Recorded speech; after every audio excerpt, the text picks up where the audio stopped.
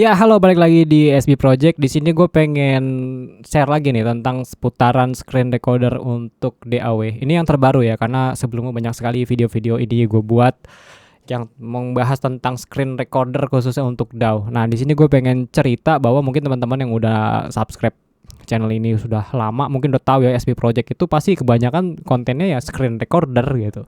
Dari awal channel ini dibentuk pun konten pertamanya itu screen recorder, bukan syuting gitu.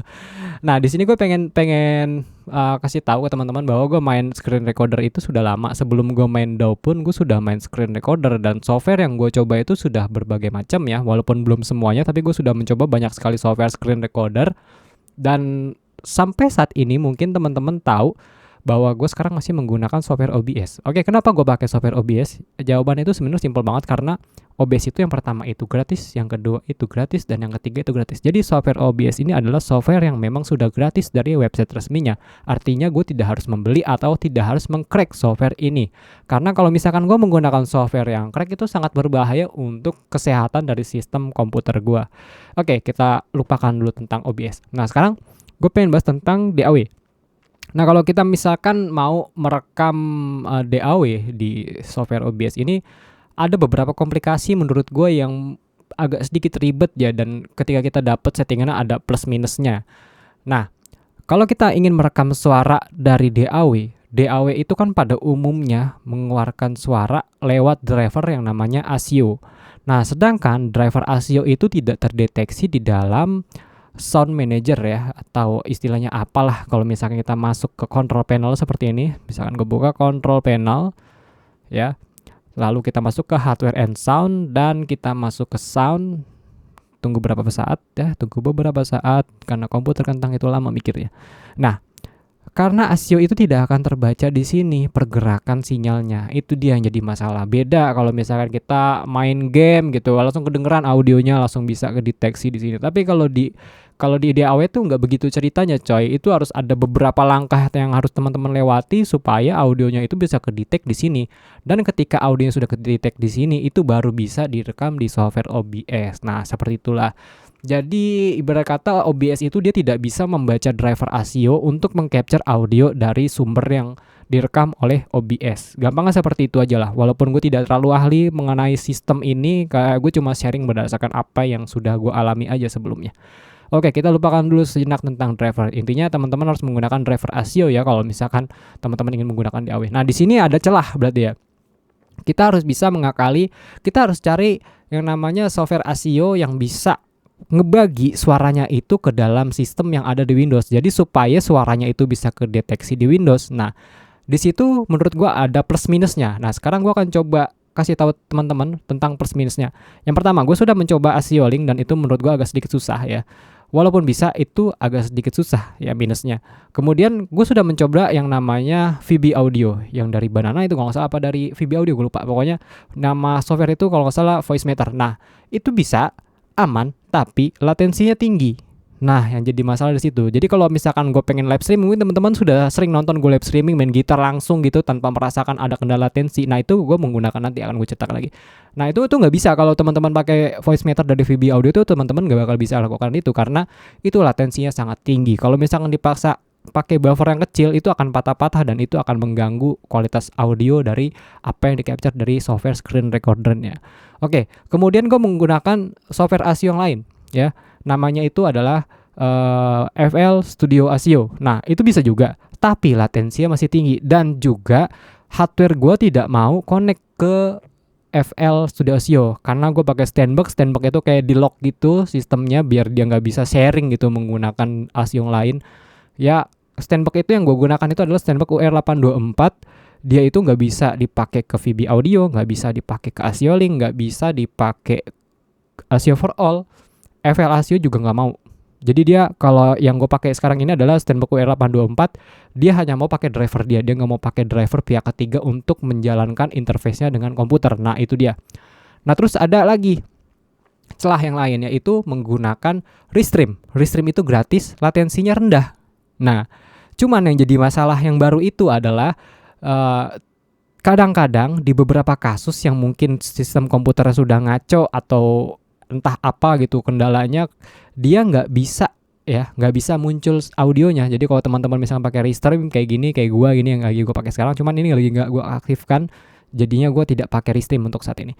Kadang-kadang dia suka agak patah-patah ya kalau misalkan gue pakai Restream, tidak semulus menggunakan hardware. Nah, kekurangannya berarti di beberapa kasus dia tidak mau connect audionya ke dalam software OBS. Nah, itu dia kekurangannya. Kelebihannya ya dia latensinya sangat rendah ya, sama seperti kita menggunakan hardware karena kita tidak melakukan hal yang aneh-aneh menggunakan ini. Kita tidak mengatur ASIO, kita tidak mengatur buffer. Di sini kita hanya ngirim audio ke dalam software aja gitu. Cuma di kayak itu aja lah, kayak ngelink channel aja gitu lah kalau di mixer mah.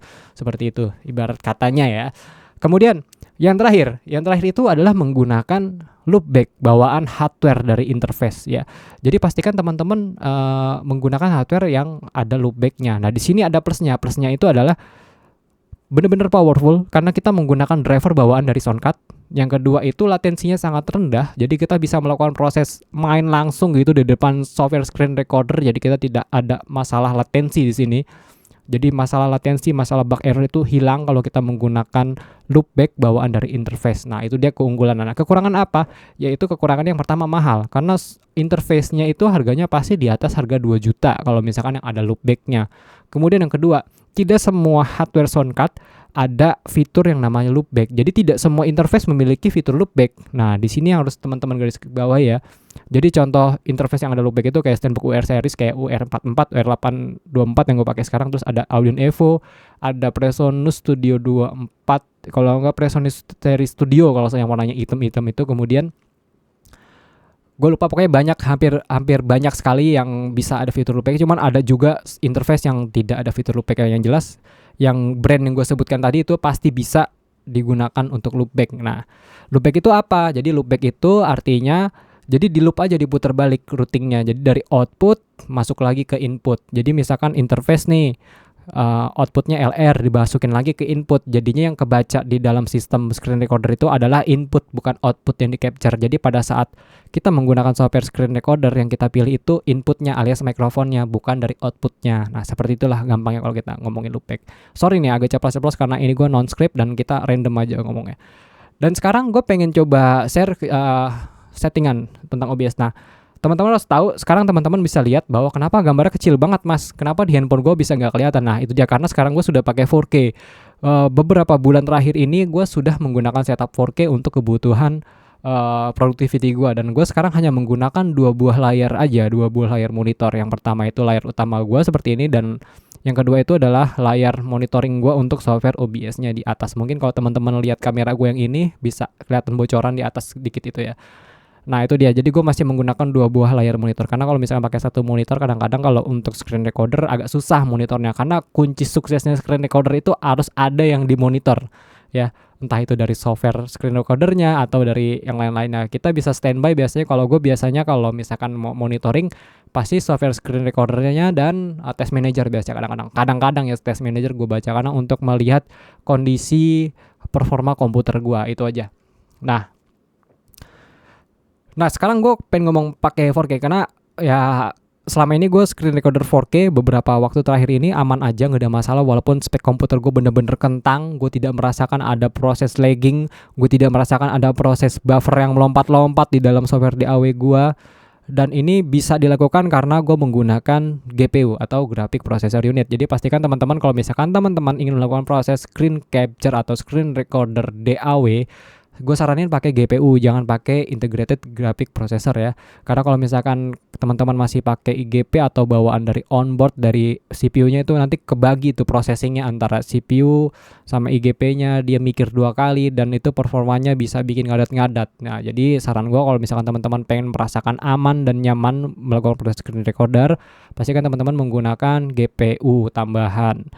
Nah, itu juga berlaku kalau misalkan teman-teman ingin melakukan proses screen recorder dengan resolusi FHD ya. Kalau misalkan HD mungkin nggak terlalu masalah. Yang jadi masalah itu kalau misalkan teman-teman ingin melakukan proses screen capture atau screen recorder menggunakan resolusi FHD ke atas sampai 4K ya. Kalau udah HD kayak 720p itu aman sebenarnya kalau pakai IGP. Tapi kalau udah resolusinya FHD ke atas itu udah harus pakai GPU karena kerja screen recorder itu sudah makan lumayan banyaknya perintah-perintah grafis yang harus dilakukan.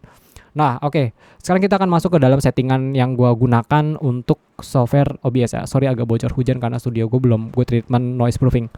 Oke, langsung saja kita masuk ke OBS. Sorry kalau misalkan tampilan kecil karena sekali lagi gue bilang di sini gue sudah pakai 4K. Jadi kalau misalkan teman-teman pakai 4K bisa terbantu gitu untuk nontonnya. Nah, sekarang kita lihat masuk ke dalam file. Biasanya kalau kita ngomong settingan adanya di file, masuk ke setting. Settingannya itu yang biasa gue gunakan itu adalah yang pertama masuk ke stream. Kalau ini untuk streaming biasanya, kalau untuk Facebook tinggal copy aja. Kalau misalkan servisnya Facebook tinggal copy stream key-nya. Kalau ke YouTube tinggal ganti aja, ganti servisnya ya. Lalu copy paste stream key-nya. Kemudian untuk output. Nah, di output ini yang gue pilih sebenarnya agak tricky. Jadi gue di sini gue menggunakan streaming ya untuk media recordernya, bukan menggunakan recording. Jadi settingan yang gue lakukan pada saat proses screen recorder ini adalah settingan yang ada sama pada streaming. Nah, di sini gue sekarang lagi pakai 4K, gue menggunakan encoder NVNC ya. Mungkin agak kecil tulisannya. Di sini gue pakai NVNC encodernya karena menggunakan GPU, jadi gue harus pilih NVNC. Jadi biar kinerja proses screen recorder gue bisa lebih enteng lagi. Kemudian untuk video bitrate paling penting. Jadi video bitrate ini akan menentukan seberapa cepat video ini akan membuat informasi grafis yang harus di capture. Karena kalau misalkan semakin kecil bitrate maka hasilnya akan semakin pecah, sedangkan semakin besarnya bitrate maka hasilnya akan semakin bagus dan size-nya juga akan semakin bertambah besar. Oke, untuk audio bitrate di sini gue pilih ke 320. Nah, di sini gue pakai formatnya MP4 kalau teman-teman mau tahu ya. Jadi ketika output nanti pas udah jadi selesai formatnya MP4. Nah, untuk settingan nanti di sini gue pilih ke same as stream. Jadi yang gue setting itu hanya streaming aja. Untuk modenya juga gue pilih simple karena kalau pilih ke advance itu agak ribet dan gue tidak terlalu mengerti tentang software screen recorder OBS ini karena settingan banyak banget kalau pakai advance. Kemudian masuk ke dalam audio, di sini gue aktifin ke mikrofon aja ya. Jadi kalau untuk desktop audio desktop audio udah ini nggak gue pakai ya. Jadi kalau teman-teman lihat yang gue cuma angkat itu di sini cuma sini aja nih. Ya, namanya mikrofon dan mikrofon ini yang gue pilih adalah standby karena gue menggunakan loopback yang ada di dalam fitur soundcardnya. Kemudian kalau untuk video, jadi settingannya cuma ada di output, audio dan video. Kalau untuk audio di sini gue pilih sampel yang 48 kHz ya. Kemudian untuk video, di video ini gue pilih ada yang namanya base canvas. Base canvas itu artinya adalah skala lembar kerja teman-teman atau skala lembar kerja screen capture. Apakah teman-teman ingin mengcapture FHD atau kalau teman-teman ingin mengcapture 4K. Nah, di sini sekarang karena gue sedang mengcapture 4K, maka gue memilih canvasnya itu adalah 4K ya, 2160p. Kalau misalkan gue pakai 1080 maka nanti di sini gue pilih kanvasnya yang 1080p.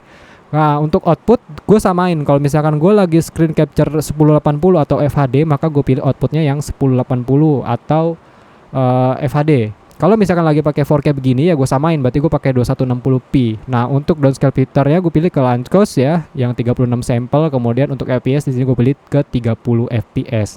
Nah, jadi settingan gue yang gue gunakan itu saat ini hanya itu aja dengan spek komputer yang menurut gue agak sedikit kentang, ya bener-bener kentang goreng komputer gue. Jadi ya sebenarnya agak nangis. Cuman kalau menurut gue kalau kita lihat cek performa ya, dengan kondisi DAW yang jalan 100 track. Ini gue lagi jalan kurang lebih berapa ya? Di sini ada sekitar 119 fader ya. Teman-teman bisa lihat ada 119 fader yang aktif ya. Dan itu lumayan banyak pluginnya yang gue gunakan. Dan kita coba cek ke performance di itunya, Test Manager. Sekarang kita bisa lihat kembali nyontek spek. Di sini gue menggunakan Core i3 7100, masih prosesor lama, cuman clock speed lumayan tinggi, ada di kisaran 3,9 GHz ya.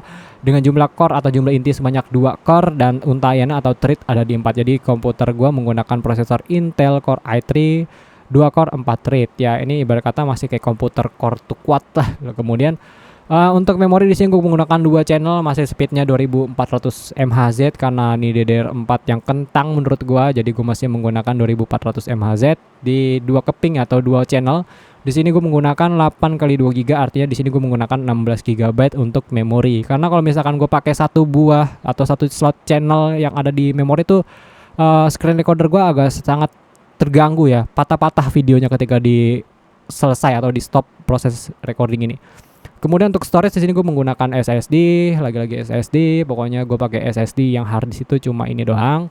Lalu ada satu lagi yang gue docking, itu jarang gue pakai untuk pindah data. Kemudian untuk GPU di sini gue pakai GTX 950. Nah, ini udah bisa kelihatan gue makan 59% untuk proses screen capture 4K, dan ini suhunya masih kisaran 50 derajat, menurut gue lumayan santuy. Jadi gue tidak terlalu wanti-wanti, karena kalau misalkan suhunya udah nyampe 80 derajat gue harus agak ngeri, karena itu sudah suhu yang berbahaya mungkin ya untuk GPU. Nah, jadi untuk proses screen capture-nya yang gua gunakan ya cuma di situ aja. Jadi teman-teman nanti tinggal bisa ikutin dari apa yang ada yang settingan di OBS-nya, dan audionya cuma gitu-gitu aja. Dan untuk setup tambahan di sini gue menggunakan kamera yang utama ini, gue menggunakan Logitech ya, Logitech. Pengganti kamera gue sebelumnya ini adalah kamera AdSense, teman-teman kalau mau tahu. Ya, dia adalah kamera AdSense gue, yaitu kamera B Pro yang di sebelah kiri mungkin ya, nanti kalau diselesain ya. Ini yang sebelah kiri ini adalah kamera B Pro 5 yang basic apa yang light ya kalau nggak salah. Pokoknya yang masih FHD gitulah. Cuman dia udah kelap-kelip, makanya sekarang gue ganti yang Logitech ini yang di depan, Logitech C930. Nah, itu aja. Jadi untuk setup terbaru gua untuk proses screen recorder ya itu doang. Sorry banget ya kalau belepotan, dan sorry banget kalau agak kecil, karena akhir-akhir ini karena gua sudah beralih ke 4K, jadinya gua udah rada malas pakai FHD karena terlalu gede-gede gitu, tampilan terlalu gede-gede banget. Dan kenapa gua pakai 4K? Karena untuk kenyamanan aja ya, bukan karena untuk gaya-gayaan. Karena gue tahu sendiri teman-teman kalau ngeliat fader gue ya, ini kalau ngeliat fader gue udah banyak banget gitu, kadang-kadang udah kayak cacing, ngeliatnya juga kayak jalan kereta gitu panjangnya. Makanya gue di sini pakai 4K. Kenapa? Karena untuk menjangkau fader lebih banyak lagi. Kalau misalkan gue pakai FHD, dia hanya 1/4 tampilan layar gue ini aja. Jadi kalau misalkan gue pakai FHD gue cuma dapat segini. Kalau misalkan gue pakai 4K bisa lebih besar lagi ya. Jadi teman-teman bisa lihat workspace gue bisa bertambah lebar. Nah, itu dia. Oke, mungkin untuk video sharing seputar screen recorder yang gue gunakan sampai sini aja ya. Sorry banget belepotan karena ini gue hanya iseng-iseng ngomong ya, karena sudah lama sekali SP Project tidak membuat video. Nanti tunggu tanggal mainnya, karena untuk saat ini gue masih banyak sekali kesibukan pekerjaan. Jadi gue tidak bisa mengupload video seintens seperti dulu, dan gue juga sudah tidak bisa streaming lagi, bukan karena tidak mampu internetnya, tapi karena kesibukan duniawi gue. Jadi gue tidak bisa membuat konten tulung lagi untuk sementara waktu. Mungkin nanti kalau misalkan kesibukan gue sudah santai sedikit, gue bisa lanjut lagi untuk membuat konten-konten biar teman-teman bisa lebih jago lagi. Oke, mungkin videonya sampai sini aja. Sorry banget kalau belepotan ya. Pokoknya thank you banget buat teman-teman yang sudah nonton video ini dari awal sampai akhir. SB Project, ciao.